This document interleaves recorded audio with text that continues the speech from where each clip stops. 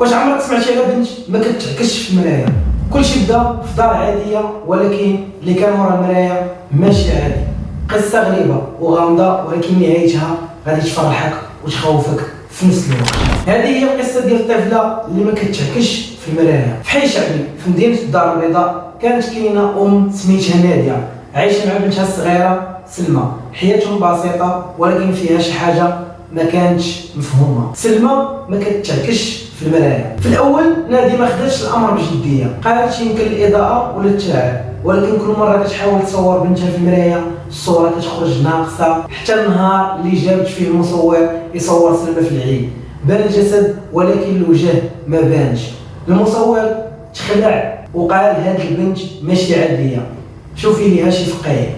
فعلا مشات ناديه عند الفقيه المعروف في الحومه.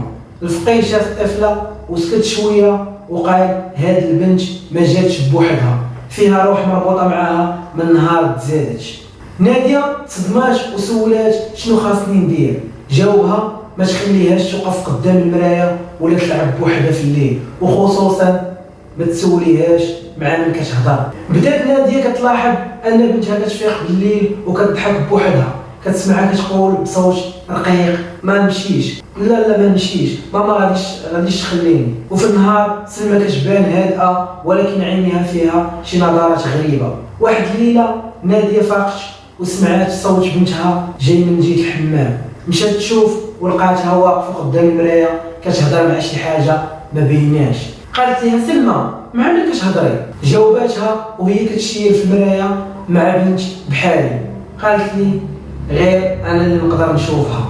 الام تصدمات وجبدات بنتها بسرعه، ولكن قبل ما تخرج المرايه تحركات وسطها بان وجه نفس سلمى، غير ان عينيها كحلين وابتسامه بارده على وجهها. من ذاك النهار قررت ناديه تكسر جميع المرايات اللي كاينين في الدار. وفي الليله اللي كسرت فيها اخر مرايه سلمى بدات كتحلم كانت في مكان مظلم والمرايه قدامها، والبنت الاخرى كتقول ليها ما بغيتش ناديك، بغيت غير نرجع للنور. سلمى بقات كتسمعها. البنت الثانيه بقات ساكته شويه ومن بعد نزلت الدمعه من عينيها وقالت كنتي احن مني، شكرا لانك ما خفتيش مني.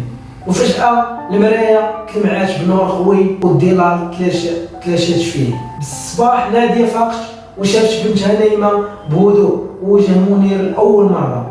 ومن ذاك النهار الام فهمت ان البنت كانت في المرايه ما كانتش شريره، كانت روح ضايعه كتبغي غير ترتاح وتشوف النور من جديد. وسلمى كانت السبب في هذه النهايه. وفي الاخير اللقطه كانت سلمى قدام المرايه جديده كتشوف وجهها وكتضحك، وفي وسط المرايه بان انعكاس خفيف لبنت اخرى كتشكرها بابتسامه صغيره قبل ما تختفي نهائيا. وهنا غادي تكون سيرة القصه ديالنا. الى عجبتكم هذه القصه ديروا لايك وكومونتير وبارطاجيو مع اصحابكم وتهلاو.